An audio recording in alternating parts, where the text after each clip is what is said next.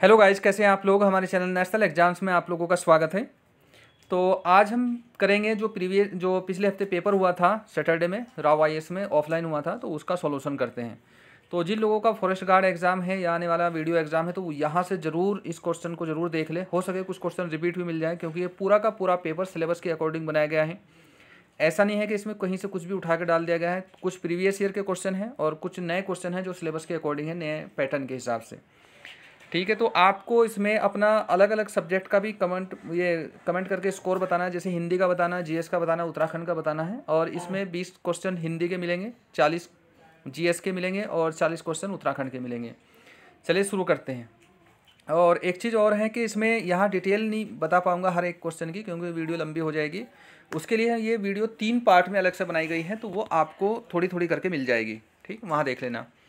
अब देखते हैं, पहला क्वेश्चन है इसमें। ठीक है, इसमें है सिगरेट किस भाषा का शब्द है। तो सिगरेट आपको सोच के बताना है सिगरेट किस भाषा का शब्द है। तो इसका पहले क्वेश्चन का जो आंसर है ए है, सिगरेट स्पेनी भाषा का शब्द है। अगला दूसरा क्वेश्चन देख लो, इसमें शुद्ध वाक्य कौन सा है।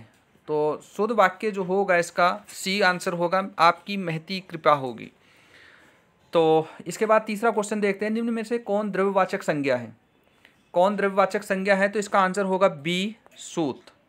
ठीक है, तो द्रव्यवाचक संज्ञा कौन होगा, सूत होगा। इसमें से अगला देखो, निम्न में से कौन सा संयुक्त शब्द है। संयुक्त शब्द, ठीक है, तो ऐसा शब्द जो अन्य दो वाक्यों या दो शब्दों को जोड़ता है उसे संयुक्त शब्द बोलते हैं। तो इसका आंसर होगा डी।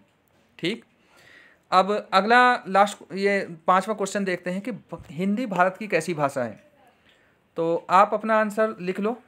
तो हिंदी जो है वो भारत की राजभाषा है, इसका आंसर होगा बी। ठीक है, ये अगर लगे कि मैं जल्दी आंसर बता रहा हूँ तो आप वीडियो पॉज करके अपना आंसर लिख सकते हैं, उसके बाद देख लेंगे। ठीक है, इसमें अगला है, पहला विश्व हिंदी सम्मेलन कहाँ हुआ था। तो पहला विश्व हिंदी सम्मेलन हुआ था नागपुर में। ठीक है, इसका आंसर होगा सी, पहला विश्व हिंदी सम्मेलन नागपुर में। अगला है, निम्न में से कौन सा वर्ण समृद्ध है। जो इसका समृद्ध वर्ण जो होगा वो डी है। ठीक, इसमें से अगला है, निम्न में से कौन से वर्ण अल्प प्राण हैं। अल्प प्राण आप लोगों को पता ही है कि पहला, तीसरा, पांचवा अल्प प्राण होता है, और इसका आंसर होगा बी, को और गो। अब 9वां क्वेश्चन है, इसमें किस शब्द की वर्तनी अशुद्ध है, यानी कि कौन सा ये वर्णमाला के या वर्तनी के हिसाब से सही नहीं लिखा गया है। तो इसका आंसर होगा 9 का ए, पीताम्बर, यानी कि इस पे आएगी बड़े वाली मात्रा। अगला है, इसमें देवर्षि में कौन सी संधि है। तो देवर्षि में सी आंसर होगा, इसका गुण संधि है। तो देवर्षि में कौन सी संधि होगी, गुण संधि। तो आप यहाँ से लगा लोगे। इसके बाद अगला है 11, संधि में क्या होता है। तो संधि में जो होता है वो वर्णों का मेल होता है। आप यहाँ से आंसर लगा लिया होगा आप लोगों ने। अब 12वां क्वेश्चन है, अतिरिक्त में उपसर्ग है। अतिरिक्त में उपसर्ग कौन सा है ये आप कमेंट करके भी बताएं, और अभी भी आपके पास समय मिल गया आपको, तो इसका आंसर होगा डी, अति होगा अतिरिक्त में। अगला है, दरबार किस भाषा का शब्द है। दरबार जो है वो आंसर बी है, इसका फारसी भाषा का शब्द है। ठीक है, तो दरबार फारसी भाषा का शब्द है। अब इसमें देखते हैं आगे 14 क्वेश्चन। 14 क्वेश्चन यहाँ है, मरकट किसका तत्सम है। तो इसके आपके पास 4 ऑप्शन है, अपना ऑप्शन आप लगा लो। तो यहाँ से आंसर है आपका इसका ए, मकड़ी का। मकड़ी जो है वो मरकट जो है वो मकड़ी का तत्सम है। अगला है, सर्वनाम के कितने भेद होते हैं। तो सर्वनाम के 6 भेद होते हैं। ये बहुत डिटेल से मैंने आप लोगों को पढ़ा दिया है। जिन लोगों के हिंदी नहीं कमज़ोर हैं तो हमारे चैनल पर जाएं, हिंदी की पूरी प्लेलिस्ट है, वहाँ से आप लोगों की अच्छी हिंदी हो जाएगी। अब देखते हैं अगला, यक्षराज किसका पर्यायवाची शब्द है। यक्षराज जो है वो बी आंसर है, इसका कुबेर का पर्यायवाची शब्द है। ठीक है, यक्षराज कुबेर का। अगला देखते हैं, पर्वत प्रदेश में पावस किसकी रचना है। ये असल में कविता है और सुमित्रा नंदन पंत जी की कविता है। तो इसका आंसर होगा सी। ठीक, अब अगला देखते हैं, कच्चे घड़े पानी भरने का क्या अर्थ होगा। तो कच्चे घड़े पानी भरने का अर्थ होगा ठीक ढंग से काम न करना। तो 18 का जो आंसर होगा वो डी होगा। तो यहाँ क्या लिखोगे, ठीक ढंग से काम न करना। इसके बाद अगला है, प्रेमचंद का प्रथम उपन्यास कौन सा है। तो पहला जो उपन्यास था वो ए था, प्रेमा था।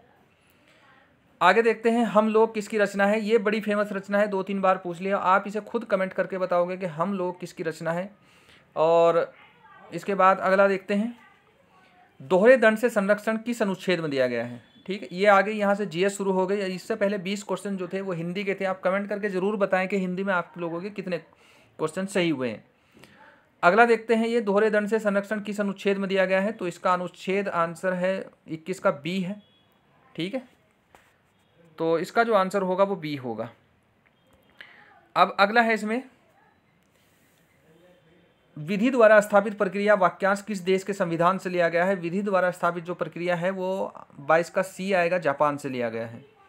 ठीक है, 22 का सी है जापान से, और अनुच्छेद 21 से संबंधित है, आप लोग जानते ही हैं इसे। तो इसके बाद अगला है, संविधान के किस भाग में नीति निर्देशक तत्वों का उल्लेख है? तो ये भाग, आप पहले अपना आंसर लगा लो, तो ये है भाग 4। ठीक है, इसका आंसर यहाँ से हो जाएगा। अब अगला देखते हैं इसमें 24, निम्न में से कौन संसद का अंग नहीं है? तो संसद के देखो 3 अंग होते हैं, लोकसभा, राज्यसभा और राष्ट्रपति होता है। तो ये क्वेश्चन थोड़ा सा भाषा का फर्क है, बाकी क्वेश्चन सही है ये। तो इसका आंसर होगा डी है कि संसद के सभी अंग हैं यहाँ। किस अनुच्छेद में पंचायतों में आरक्षण के बारे में बताया गया है? तो ये आरक्षण के बारे में अनुच्छेद 243 डी आंसर है इसका। ठीक है, 243 का डी आंसर है, नहीं सॉरी डी नहीं, 243 डी है ए में आंसर, तो इसका आंसर होगा ए। तो इसका आंसर ए है। अगला देखते हैं, भारतीय राष्ट्रीय कांग्रेस में सूरत की फूट कब हुई थी? ये सूरत की फूट हुई थी 1907 में, आप सभी लोग जानते हैं, बाल गंगाधर तिलक ने इसका नेतृत्व किया था। तो इसमें गर्म दल और नरम दल अलग अलग हो गए थे। तो 26 का आंसर है सी। इसके बाद अगला है, भारत में सत्याग्रह आंदोलन किसने शुरू किया था? तो भारत में जो सत्याग्रह आंदोलन हुआ था, जो घोषित रूप से हुआ था, वो महात्मा गांधी जी ने किया था। इसका आंसर होगा बी। ठीक है, बी आंसर है इसका। 28 का, जलियांवाला बाग हत्याकांड के समय भारत का वायसराय कौन था? तो तब भारत के वायसराय, आप भी कमेंट करके बताओ, ये रिपीट क्वेश्चन है, तो इसका आंसर होगा डी, चेम्सफोर्ड। 29 का है, साइमन कमीशन भारत कब आया था? तो साइमन कमीशन भारत आया था 29 का है बी। ठीक है, आप अपने से पहले से, मैं थोड़ा सा जल्दी बोल रहा हूँ, आप अपने से भी आंसर लिख लेना। तो 1928 में साइमन कमीशन भारत आया था, बम्बई में पहली बार आया था, उसका गठन 1927 में हुआ था। और इसके जो कुल सदस्य थे, ये कमेंट करके आप लोगों को बताना है इसमें। 30वां है, स्वतंत्र भारत का अंतिम गवर्नर जनरल कौन था? तो स्वतंत्र भारत का अंतिम गवर्नर जनरल, बड़ा फेमस क्वेश्चन है, ये भी रिपीट है, तो थे सी राजगोपालाचारी। 30 का ए आंसर है। अगला है, सल्तनत काल में दस्तार कौन थे? ये थोड़ा टफ क्वेश्चन है, क्योंकि इसी टाइप के आजकल क्वेश्चन पूछने लगे आयोग। तो इसका आंसर होगा 31 का सी, उलेमा को दस्तार बोलते थे। असल में दस्तार पगड़ी को बोलते हैं, वो पगड़ी बांधते थे। इसके बाद अगला है, हिंदी खड़ी बोली का जनक किसे माना जाता है? तो हिंदी खड़ी बोली का जनक है ए, अमीर खुसरो। तो हिंदी खड़ी बोली का जनक कौन है? अमीर खुसरो। अगला है 33वां, तालीकोटा का युद्ध कब हुआ था? तो तालीकोटा का युद्ध है आंसर डी। ठीक है, इसे तगड़ी का, राक्षसी का युद्ध भी बोलते हैं, तो आंसर डी है इसका, डी, डॉग। ठीक है, तो 1565। ठीक है, अब आगे चलते हैं, 34 का क्वेश्चन देखते हैं। इसमें 34 में, निम्नलिखित में से कौन समुद्री धाराओं की उत्पत्ति का कारक है? तो आप लोगों ने अगर कॉन्सेप्ट के साथ ज्योग्राफी पढ़ी होगी तो आप इसका आंसर बिल्कुल लगाया होगा। वायु भी है, गुरुत्वाकर्षण बल भी है, कोरियोलिस बल भी है, तो इसका आंसर होगा 34 का डी। ठीक है, 15 का देखते हैं, हरमट्टन वायु कहाँ चलती है? तो हरमट्टन वायु चलती है अफ्रीका में, इसे डॉक्टर वायु भी कहते हैं, तो वहाँ से देख लेना। ठीक है, तो इसका 35 का ये आ गया। अब देखते हैं दूसरे वाला प्रश्न। अब ये आया है 36वां क्वेश्चन। तो 36 का जो आंसर, क्वेश्चन है, हमारे सौरमंडल में कितने ग्रह होते हैं? ये आप कमेंट करके जरूर बताएं, आपके लिए छोड़ दिया, बचपन से पढ़ते आ रहे हैं। तो ठीक है, तो 8 ग्रह होते हैं। ठीक है, चलो मैंने ही बता दिया, 8 ग्रह होते हैं। अगला देखते हैं, निम्न में से कौन वर्षा के वितरण को प्रभावित करता है? वर्षा के वितरण को प्रभावित करता है, यानी कि कम ज़्यादा वर्षा कहाँ किस हिसाब से होती है? तो इसमें पहला है आर्द्रता, दूसरा वायुदाब पेटी, तीसरा है अक्षांश। तो यानी कि इसका जो वितरण प्रभावित करता है सभी करते हैं, आंसर होगा इसका डी। ठीक है, अगला है, कौन सी मिट्टी भारत के बड़े भाग पर विस्तारित है? यह आपको बताना है, तो इसका आंसर होगा 38 का सी, जलोढ़ मिट्टी भारत के सबसे बड़े भाग पर विस्तारित है। ठीक है, अब अगला जो क्वेश्चन है वो देख लेते हैं, ओजोन दिवस कब मनाया जाता है? तो ओजोन दिवस आपको कमेंट करके भी बताना, और चलो मैं ही बता रहा हूँ इसका कमेंट क्या। 16 सितंबर में ओजोन दिवस मनाया जाता है। ये मॉन्ट्रियल सम्मेलन हुआ था 1987 में, उसके बाद मनाया जाता है। और ओजोन दिवस ओजोन गैस से संबंधित है। अगला देखते हैं कि कौन भारतीय मानसून को प्रभावित नहीं करता है? तो भारतीय मानसून को, इसका आंसर होगा बी, प्रशांत महासागर। ये क्वेश्चन थोड़े से कॉन्सेप्ट बेस है, थोड़े से टफ बेस है, तो आप इसे करेंगे क्योंकि आजकल आयोग ऐसे ही क्वेश्चन पूछ रहा है। अगला है, उत्तरी गोलार्ध में किस तिथि को सबसे बड़ा दिन होता है? तो ये किस उत्तरी गोलार्ध में होता है 21 जून को। अब आगे चलते हैं, गांधीवाद के सिद्धांत कौन से हैं? तो गांधीवाद के जो सिद्धांत है इसका कमेंट करके जरूर बताएं। सॉरी कमेंट नहीं, चलो मैं ही बता रहा हूँ। 42 का बी आंसर है, सत्य व अहिंसा। आगे देखते हैं इसमें, महात्मा गांधी ने सत्याग्रह आश्रम की स्थापना कहाँ की थी? तो आप अपना ये आंसर लिख लें। तो इसका आंसर है 43 का ए, अहमदाबाद। अगर आप लोगों को लगे कि मैं थोड़ा जल्दी आंसर बता रहा हूँ, आप नहीं लिख पा रहे, तो आप वीडियो पॉज कर देना, ठीक है। मैं जल्दी इसलिए बोल रहा हूँ कि वीडियो बहुत लंबी हो जाएगी। आगे देखते हैं 44 2011 की जनगणना के अनुसार सर्वाधिक ग्रामीण जनसंख्या किसकी है? तो इसका आंसर होगा 44 का डी, ठीक है, हिमाचल प्रदेश। इसके बाद अगला है 2011 की जनसंख्या के अनुसार राज्य की जनसंख्या में एसटी जनसंख्या कितनी है? ये असल में क्वेश्चन गलत हो गया थोड़ा सा, तो इस क्वेश्चन को हम छोड़ देते हैं यहाँ, ठीक। आगे देखते हैं अब इसमें। इसके बाद अगला है, स्क्रीन पर डिस्प्ले किए गए पिक्सल की संख्या को क्या कहते हैं? तो इसका आंसर होगा डी, रेजोल्यूशन बोलते हैं, ठीक है, रेजोल्यूशन रहता है इसका। अब आता है 47, एक समानांतर पोर्ट, ठीक है, एक समानांतर पोर्ट अधिकतर किस में इस्तेमाल किया जाता है? तो ये प्रिंटर में इस्तेमाल किया जाता है। तो जिन लोगों का थोड़ा सा कंप्यूटर पढ़ा होगा उन्हें पता ही होगा। अगला है, कंप्यूटर द्वारा दिया गया परिणाम क्या होता है? तो कंप्यूटर द्वारा जो परिणाम दिया जाता है उसे आउटपुट बोलते हैं। इसका आंसर बी होगा 48 का। अगला है, कंप्यूटर का जनक कौन है? तो कंप्यूटर का जनक ए है, चार्ल्स बेबेज। इसके बाद आता है अगला, ठीक है, 50 का जो आंसर होगा, निम्न में से कौन सा इनपुट व आउटपुट डिवाइस होता है? तो इसका जो आंसर होगा सी, मॉडेम। इसका आंसर है सी, मॉडेम आंसर है। देखो अब रीजनिंग के क्वेश्चन हो गए, यहाँ मैं केवल आंसर बता दूंगा। अगर आप लोगों को लगा कि ये थोड़ा सॉल्व करके बताएं तो कमेंट करके जरूर बता देना, मैं इसे सॉल्व करके आप लोगों को बता दूंगा। तो 51 का जो आंसर है इसमें, 51 का आंसर है बी, ठीक है, पहला निष्कर्ष सही है। तो 51 वाले का ये है। और इसके बाद अगला देखते हैं, इसमें राम और मोहन की वर्तमान आयु का अनुपात इतना है, और अनुपात इतना है, 5 वर्ष बाद दोनों की आयु 42 वर्ष होती है, तो उनकी वर्तमान आयु क्रमशः कितनी होगी? बहुत सिंपल क्वेश्चन है, एज का है, ये भी रीजनिंग में आता है, तो वहाँ से आप इसे कर लोगे। तो इसका जो आंसर होगा डी होगा, ठीक है, 20 वर्ष व 12 वर्ष, 20 वर्ष और 12 वर्ष होगा इसका आंसर। अगला है, एक पंक्ति में मोहन का रैंक 15 तथा दाएं से 15 तथा बाएं से 17वां है, तो उस पंक्ति में कुल कितने व्यक्ति हैं? ये सिंपल है, दोनों ओर की रैंक जोड़ दो और एक घटा दो तो वही आंसर आ जाएगा इसका। तो 53 का आंसर होगा बी, 31 व्यक्ति। यदि आज सोमवार है, 2 तारीख दिन सोमवार है, तो 24 तारीख में कौन सा दिन होगा? ये क्वेश्चन थोड़ा अच्छा है, तो इसका आंसर होगा ए, मंगलवार। ये रिपीट क्वेश्चन है, मैंने जो का तो उठा के रख दिया है। अब इसमें देखते हैं, निम्न श्रेणी में अगली संख्या क्या होगी? आप आराम से इसे सोल्व कर देना, वीडियो पॉज करके, उसके बाद अपना आंसर लगा लेना। वो तो आंसर मैं जल्दी से बोल ही रहा हूँ इसलिए हो रहा। 55 का जो आंसर होगा वो डी होगा, 94 आंसर होगा इसका, ठीक। अब देखते हैं इधर दूसरे वाला 56, मांडवी नदी किस राज्य में बहती है? तो मांडवी नदी गोवा राज्य में बहती है, आप लोग जानते ही होंगे मांडवी नदी कहाँ बहती है, गोवा राज्य में। इसके बाद अगला है, मानसून पूर्व वर्षा को पश्चिम बंगाल में क्या कहा जाता है? तो इसका आंसर होगा बी, ठीक है, इसका आंसर है बी। अगला है 58, निम्न में कौन प्राथमिक क्षेत्र में आता है? तो प्राथमिक क्षेत्र में 58 का कौन आता है? ए आता है, किसान आता है। फिर इसके बाद अगला है, भारत में कैसी आर्थिक प्रणाली अपनाई गई है? तो 59 का जो आंसर होगा वो सी होगा, मिश्रित आर्थिक प्रणाली अपनाई गई है। अब अगला देखते हैं 60 से, निम्न में कौन उत्तराखंड की आय का स्रोत नहीं है? यानी कि उत्तराखंड राज्य की आय इसमें से नहीं होती है, तो इसका आंसर होगा, पर्यटन से भी होती है, विद्युत से भी होती है और वन से भी होती है, तो इसका आंसर होगा डी, खनन, कोयला खनन। कालसी अभिलेख की खोज किसने की थी? आप इसका आंसर जरूर बताएं। 61 का इसका आंसर होगा ए, जॉन फॉरेस्ट, ठीक है। इसके बाद अगला देखते हैं 62, अदृश्य विनिमय प्रणाली किस जनजाति में है? तो आप लोगों को पता ही है, यहाँ से उत्तराखंड शुरू हो गया है, और आपको जीएस में अपने कमेंट करके स्कोर जरूर बताना है कि कितना स्कोर आया है, ठीक है। तो इसका आंसर होगा 62 का बी होगा, राजी जनजाति। इसके बाद आगे देखते हैं, कुणित वंश की मुद्राओं से किस धर्म का पता चलता है? तो बड़ा इंटरेस्टिंग क्वेश्चन है, अच्छा क्वेश्चन है और रिपीट क्वेश्चन है, ठीक है। तो ये 63 का आंसर है डी, शैव, बौद्ध, जैन, इन तीनों का पता लगता है। 64 का है, इगास पर सार्वजनिक अवकाश की घोषणा कब की गई थी?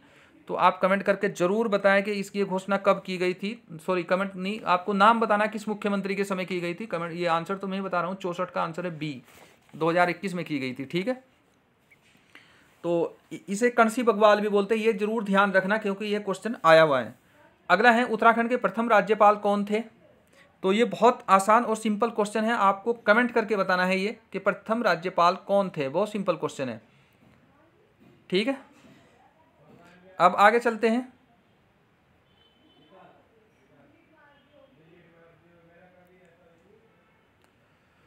इसमें अगला है, निम्न में से कौन उत्तराखंड पर्यावरणीय आंदोलन से नहीं जुड़ा है।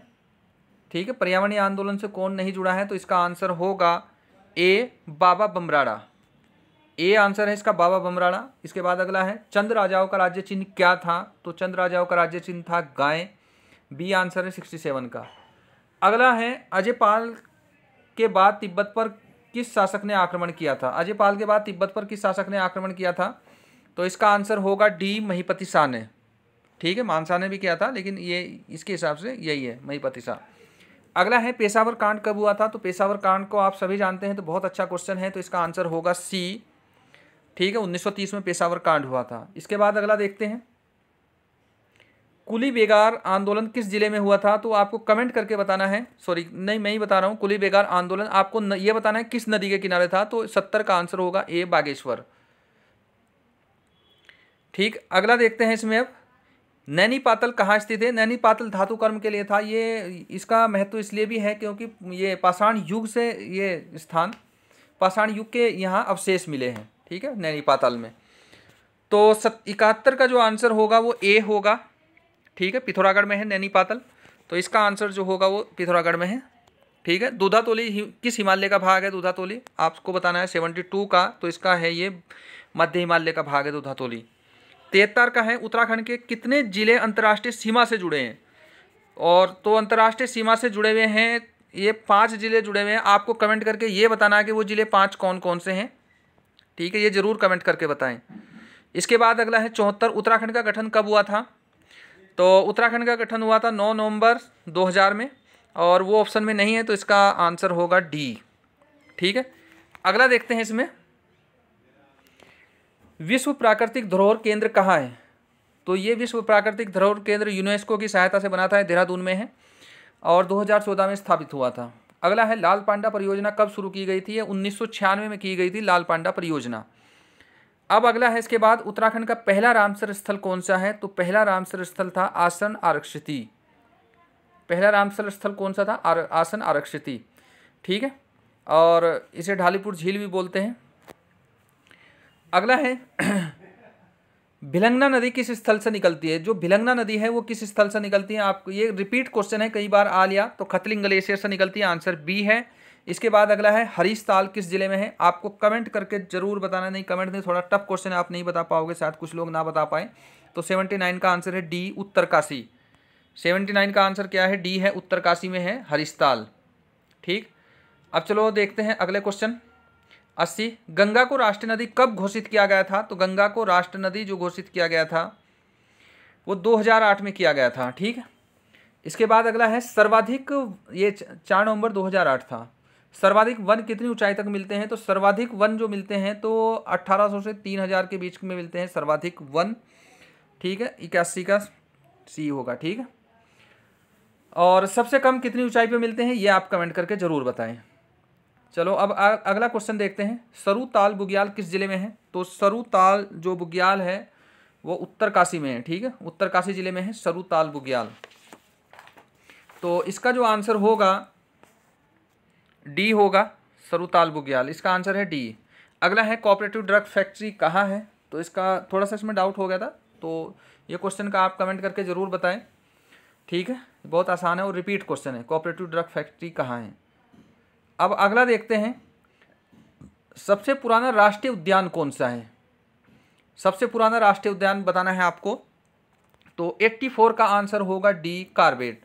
इसके बाद अगला है, किस जिले में वन क्षेत्र सबसे कम है, तो सबसे कम वन क्षेत्र कमेंट करना, सॉरी आप सोच लो, अपना ऑप्शन लिख लो। 85 का आंसर है ए, हरिद्वार में सबसे कम वन क्षेत्र है। इसके बाद आता है 86, निम्न में से कौन सा खनिज उत्तराखंड में पाया जाता है, तो उत्तराखंड में डी खनिज, डी आंसर है, चुनावी, ग्रेफाइट, जिप्सम सारे पाए जाते हैं।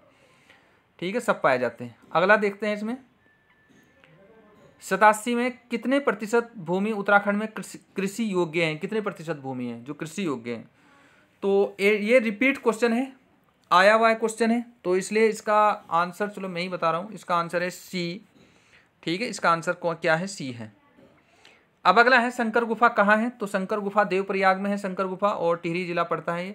इसके बाद अगला है देहरादून जनपद में स्थित 4 सिद्ध पीठों में सम्मिलित नहीं है, तो आपको कमेंट बताना है। इसकी एक शॉर्ट ट्रिक होती है लका मामा, तो उससे याद कर लोगे। लका मामा लक्ष्मण सिद्ध, कालू सिद्ध, मांडू सिद्ध, मानक सिद्ध, तो यानी कि इसमें भैरव सिद्ध नहीं है। ठीक है, भैरव सिद्ध नहीं है, तो इसका आंसर कौन होगा, भैरव सिद्ध। अगला है कौन सा आभूषण हाथ में पहना जाता है, आप कमेंट करके जरूर बताएं। सॉरी, कमेंट तो फिर वही प्रॉब्लम हो जाएगी, तो इसका आंसर है सी, मुंदरी। तुगियल पहना जाता है कान में, इमरती पहना जाता है पैर में, फूली नाक में पहना जाता है। ठीक है, अगली जो वीडियो आएगी जिसमें हम ये सारा सब कुछ डिस्कस करेंगे, तो उसमें ये सारी चीज़ एक एक क्वेश्चन के कई कई फैक्ट बताए जाएंगे जिससे आपके एग्जाम में काम आए। अगला है कौन सी जनजाति भूमियाल देवताओं की पूजा करती है, तो भूमियाल देवता की भोटिया जनजाति पूजा करती है। ठीक है, भोटिया जनजाति भूमियाल देवता की पूजा करती है। अगला देखते हैं 2011 की जनगणना के अनुसार सबसे कम आबादी किस में है, तो 2011 की जनगणना के अनुसार सबसे कम आबादी है, इसमें आंसर ये है इसका बी, रुद्रप्रयाग में। अगला है उत्तराखंड की जनसंख्या में अनुसूचित जाति की जनसंख्या का प्रतिशत कितना है, तो ये आप लोगों को बताना है, तो इसका आंसर होगा 18.8%। अगला है जौनसारी जाति को एसटी में कब घोषित किया गया था, तो इसका आंसर होगा 95 का सी। ये 5 जाति थी जो एक साथ जौनसारी जाति में घोषित की गई थी, आप वो 5 जातियाँ कमेंट करके जरूर बताएं यहाँ। अगला है, देखो मैं कमेंट करके इसलिए कह रहा हूँ कि थोड़ा सा आपका ज्ञान बढ़ेगा, आप इधर उधर से ढूंढ के लिखोगे, नहीं तो अगला जो डिस्कस होगी, जो 3 वीडियो आएगी, उसमें क्या करूँगा, ये सारी जातियाँ बतानी, कब घोषित की गई, किसका कहाँ जनसंख्या ज़्यादा है, तो वो सारे मैं खुद ही बताऊँगा। ठीक है, अगला है उत्यासू जल विद्युत परियोजना किस जिले में है, उत्यासू जल विद्युत परियोजना आपको बतानी है, तो ये है पौड़ी जिले में, अलकनंदा नदी पर है उत्यासू जल विद्युत परियोजना। ठीक है, अगर किसी क्वेश्चन में आप लोगों को लगे कि आंसर सही नहीं बताएगा, तो वो भी कमेंट करके आप जरूर बता सकते हैं कि हो सकता है कोई मैंने आंसर गलत बोल दिया हूँ, लेकिन आपको सही बताना है। अब इसके बाद अगला है 97, तो इसका ये बताना है कि भारतीय सैन्य अकादमी की स्थापना कब हुई थी, तो भारतीय सैन्य अकादमी की स्थापना देखो हुई थी, डी आंसर है इसे 1 अक्टूबर 1932 में। कुछ लोग इसमें 10 अक्टूबर बताएंगे, तो जिन्हें 10 अक्टूबर लगता है वो कमेंट करके जरूर बताएं 10 अक्टूबर और 1 अक्टूबर में क्या अंतर है, ये मैं बताऊंगा। ठीक है, ये आप लोगों को समझा दूंगा अंतर क्या है, ये क्यों इतना डिफरेंस आ रहा। अगला देखते हैं, इसमें अरुण जखमोला का संबंध किससे है, तो अरुण जखमोला का संबंध है वॉलीबॉल से। फिर इसके बाद अगला है चक्राता में सैनिक छावनी की स्थापना कब हुई थी, तो ये रिपीट क्वेश्चन है, चक्राता में सैनिक छावनी की जो स्थापना हुई थी वो 1866 में हुई थी। अब अगला देखते हैं, उत्तराखंड में प्रथम परमवीर चक्र विजेता का नाम बताना है आपको, तो इसका ए ऑप्शन था पहला, ये सोमचंद्र लिख दिया, ये गलत है। ठीक है, सोमचंद्र नहीं है, इसमें आपको कमेंट करके बताना है कि किन्हें मिला था सबसे पहला। ये मैं कमेंट में लास्ट का क्वेश्चन पूछना चाह रहा था, लेकिन यहाँ प्रिंट गलत दे दिया इन्होंने, तो आपको कमेंट करके बताना है कि पहला परमवीर चक्र किसे मिला था इनमें से। तो गाइज ये पूरा पेपर था, 100 क्वेश्चन है पूरे के पूरे, और बिल्कुल एकदम सिलेबस के हिसाब से, करंट जो लेटेस्ट सिलेबस है और जो पूछने का तरीका है उसी हिसाब से करवाया गया है आप लोगों को। आप ये क्वेश्चन जरूर याद रख लें, हो सके डायरेक्ट ही क्वेश्चन रिपीट हो जाए, आप लोगों को मिल जाए, बाकी नहीं तो इन क्वेश्चन से संबंधित जो भी फैक्ट होंगे वो आप लोगों को मिल जाएंगे। तो ऐसे ही हमारे चैनल को लाइक करें, सब्सक्राइब करें और कमेंट जरूर करें। इसके अलावा हम अपने चैनल पर अब न्यूज़ जो जॉब अपडेट्स रहती है अलग अलग स्टेट की, क्या क्वालिफिकेशन होती है इसमें, ठीक है, तो उन सब के बारे में भी आप लोगों को बताया करेंगे, साथ साथ अपडेट करते रहेंगे। तो इसलिए जो लोग अभी पूरे लगन के साथ सरकारी नौकरी की तैयारी कर रहे हैं, तो वो चैनल को सब्सक्राइब जरूर कर लें और शेयर ज़रूर करें। ठीक है, और इसके अलावा अगर आपको जीएस का कोई पार्ट समझ में नहीं आ रहा हो, जैसे अभी हम ये समीक्षा अधिकारी के लिए बैच चलाने वाले हैं, फ्री बैच, तो जीएस ये उसमें भी जीएस पढ़ाई जाएगी। तो अगर कोई जीएस का पार्ट समझ में ना आ रहा हो या कोई सब्जेक्ट ना समझ में आ रहा हो, कमेंट करके ज़रूर बताएं, तो उसे अलग से डिटेल से समझाया जाएगा। ठीक है, तो चलिए मिलते हैं नेक्स्ट वीडियो में।